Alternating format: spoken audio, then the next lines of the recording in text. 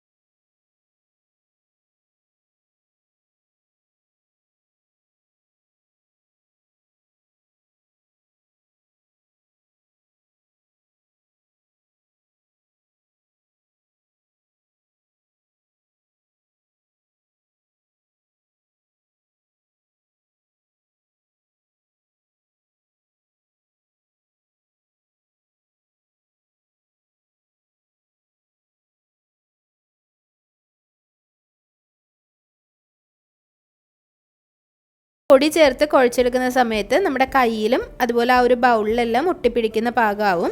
ആ ഒരു സമയത്ത് കയ്യിലേക്ക് കുറച്ചുകൂടി ഓയിൽ ഒഴിച്ചു കൊടുത്തിട്ട് കുഴച്ചെടുക്കാം. ആദ്യം ബൗളിൽ വെച്ച് കുഴച്ചെടുത്തതിന് ശേഷം നല്ല വൃത്തിയായിട്ടുള്ള ഒരു ടേബിൾ ടോപ്പിലേക്ക് വെച്ചിട്ട് ഇത് നന്നായി കുഴച്ചെടുക്കാം. വലിച്ച് ഈ ഒരു മാവിനകത്തേക്ക് എയർ കടക്കുന്ന വിധത്തിൽ തന്നെ ഇത് കുഴച്ചെടുക്കണം.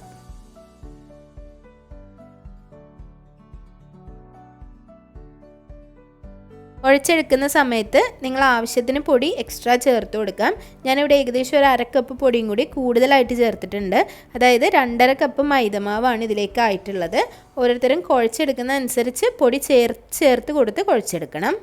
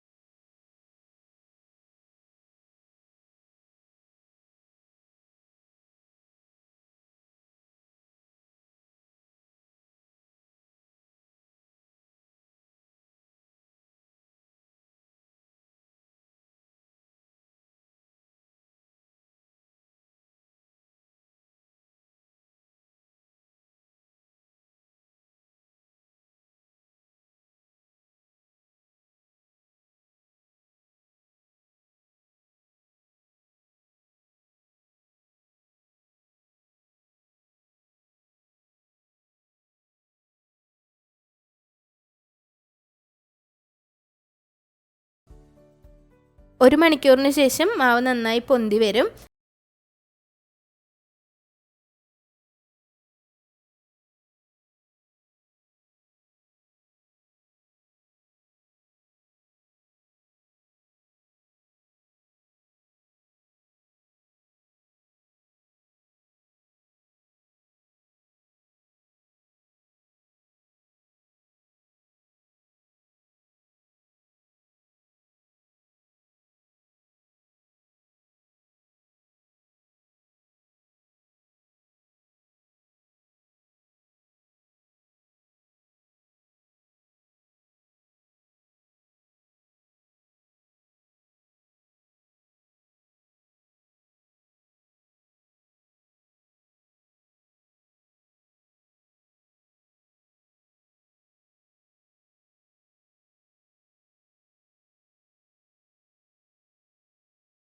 കിട്ടാറ്. അതുകൊണ്ട് തന്നെ ചെറിയ ബോൾസാണ് ഏറ്റവും നല്ലത്. ഇനി അത് പരത്തുമ്പോഴും ഒരുപാട് കട്ടിയിൽ പരത്താതിരിക്കുക. ഏകദേശം ഈ ഒരു കട്ടിയിൽ പരത്തിയെടുക്കാം. ഒരുപാട് കട്ടിയായാലും അത് പൊന്തി വരാൻ കുറച്ച് ബുദ്ധിമുട്ടായിരിക്കും. ഇങ്ങനെ പരത്തി വെച്ചിട്ടുള്ള കുബൂസും ഒരു 10 മിനിറ്റ് റെസ്റ്റ് ചെയ്യാൻ വെക്കണം. അതിന് മുകളിലേക്കും ഒരു തുണിയോ നല്ല വൃത്തിയുള്ള ഒരു തുണിയോ അല്ലെങ്കിൽ ഒരു ടിഷ്യോ എന്തെങ്കിലും ഇട്ടിട്ടൊന്ന് വെക്കാം. അതിൻ്റെ മുകൾ ഭാഗം ഡ്രൈ ആയി പോവാതിരിക്കാനാണ് ഇങ്ങനെ ചെയ്യുന്നത്. ഡ്രൈ ആയി പോയാൽ പൊന്തി വരാൻ കുറച്ച് ബുദ്ധിമുട്ടായിരിക്കും. അപ്പോൾ ഇങ്ങനെ വെച്ചാൽ കറക്റ്റായിട്ട് കിട്ടും. നന്നായി ഒരു പാൻ ആദ്യം ചൂടാക്കുക. ചൂടാക്കിയതിന് ശേഷം പാൻ ഒരു മീഡിയം ഫ്ലെയിമിൽ വെച്ച് കൊടുക്കുക. ഇനി ഇതിലേക്ക് റെസ്റ്റ് ചെയ്ത് പരത്തി വെച്ചിട്ടുള്ള കുബൂസ് വെച്ച് കൊടുക്കുക. തനിയെ തന്നെ ഒരു ഭാഗം ഇതുപോലെ പൊന്തി വരും. പൊന്തി വന്നതിന് ശേഷം മാത്രം മറിച്ചിട്ട് കൊടുക്കുക. ഒരു മീഡിയം ഫ്ലെയിമിൽ വെക്കാൻ പറയുന്നത് അടിഭാഗം ഒരുപാട് കരിഞ്ഞു പോവാതിരിക്കാനാണ്. ഇതുപോലെ ഒരു ഭാഗം പൊന്തി വന്നതിന് ശേഷം മറുഭാഗവും കൂടി ഇട്ട് റെഡിയാക്കിയെടുക്കുക. ഇങ്ങനെ ചെയ്യുമ്പോൾ പെർഫെക്റ്റായിട്ട് കിട്ടാതിരിക്കാനുള്ള 2-3 കാര്യങ്ങളുണ്ട്. നമ്മൾ പരത്തുമ്പോൾ ഒരേപോലെയല്ല, കൺസിസ്റ്റൻ്റ് ആയിട്ടല്ല പരത്തിയതെങ്കിൽ ഇതിങ്ങനെ പൊന്തി വരില്ല. അതുപോലെ ഫ്ലെയിം കുറവായി പോവുകയോ അല്ലെങ്കിൽ കൂടുതലായി പോവുകയോ ചെയ്താലും ഇത് പൊന്തി വരില്ല. ഈ ഒരു കുബൂസ് അങ്ങനെ പറ്റിയതാണ്. കാരണം ഇതിൻ്റെ ഒരു ഭാഗം കഴിഞ്ഞപ്പോഴേക്കും ഒരു ചെറിയ ഹോൾസ് അതിൻ്റെ സൈഡിലായി വന്നു. അത് കഴിഞ്ഞാൽ പിന്നെ ബാക്കിയുള്ള ഭാഗം ഇത് പൊന്തി വരില്ല. എന്ന് വെച്ചത് നല്ലതാവില്ല എന്നല്ല, ബാക്കിയുള്ള ഭാഗം മറിച്ചും തിരിച്ചു വിട്ടിട്ട് വേവിച്ചെടുക്കാം. ഇതും നല്ല പെർഫെക്റ്റ് ആയിട്ട് തന്നെ കിട്ടും. പക്ഷേ എന്നാലും ഒരു ഭാഗം പൊട്ടിപ്പോയതുകൊണ്ടാണ് അതിന് ബാക്കിയുള്ള കുറച്ച് സ്ഥലം പൊന്തി വരാതിരുന്നത്. അപ്പോൾ കുറച്ച് ശ്രദ്ധയോടെ ചെയ്യേണ്ട ഒന്നാണ്. എന്നാൽ മാത്രമാണ് നമുക്ക് ഈ ഒരു കുബൂസ് നന്നായി കിട്ടുള്ളൂ.